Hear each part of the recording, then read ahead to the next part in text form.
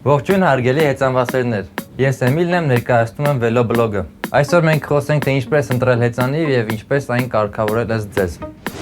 Հեծանիվները վերջին 50 տարիների ընթացքում այնքան են կատարելագործվել, որ ստեղծվել են տարբեր կառուցվածքներով եւ տարբեր նպատակների համար կիրառվող հեծանիվներ։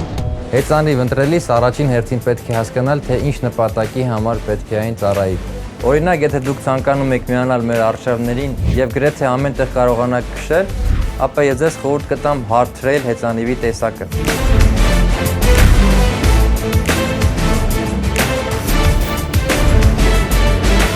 Այս հեծանիվի տեսակն ավելի դիմացկուն է հայաստանյան ճանապարհների համար, քանի որ հարմարեցված է արտաճանապարհային երթևեկությանը։ Իսկ այժմ կխոսենք հեծանիվին նստելու դիրքի մասին։ Շատերը հեծանիվ գնելիս ուշադրություն չեն դարձնում հեծանիվի կմախքի չափսերի վրա։ Այն պետք է ընտրել ոչ միայն ակի չափսով, այլ նաև կմախքի։ Ապե քոնը ինչ հեծ է։ Ախպեր դե 26 համար էլի, թույն հեծը է։ Հոլովակի տակ կա հղում, որտեղ դուք կգտնեք ձեզ համապատասխան հեծանիվի չափերի տվյալները։ Հեծանիվի կմախքը պետք է լինի ձեր բոյին համապատասխան։ Մեծ կմախքով հեծանիվ վարելիս դուք ավտոմատ կերպով ձգվում եք դեպի առաջ, որպեսզի հասնեք բեկին։ Արդյունքում կսկսի ցավալ պարանոցի հատվածը, քանի որ ճանապարհը տեսնելու համար մեզ պետք է վերև նայել։ Որոշ հատված ճանապարհ անցնելուց հետո կզգանք նաև լարվածություն մեջքի եւ ձեռքերի մկաններում։ Հեծանիվի նստարանի ձողը ունի ամենաբարձր եւ ամենացածր դիրքեր։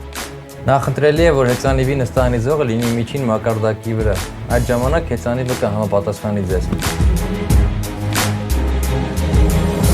Նստարանը հետո առաջ տեղաշարժելով կարող ենք ուղղել մեջքի դիրքը։ Հեծանիվի վրա նստած դիրքում ձեր ոտքը ոտնակի վրա պետք է ունենա հետևյալ բացվածքները։ Երբ ոտնաթաթն է ոտնակին հենած, բացվածքը կազմելու է 95%, կրունկով հենված ժամանակ 100%։ Հիշեցնեմ, որ եթե հեծանիվը ձեր չափսով չէ, ապա հնարավոր է ժամանակի ընթացքում սովորեք նրա դիրքին, բայց այդ ամենը բացասական ազդեցություն կարող է ունենալ ձեր հոդերի վրա։ Հոլովակի տակ կա եւս մի հղում հոդացավերի մասին։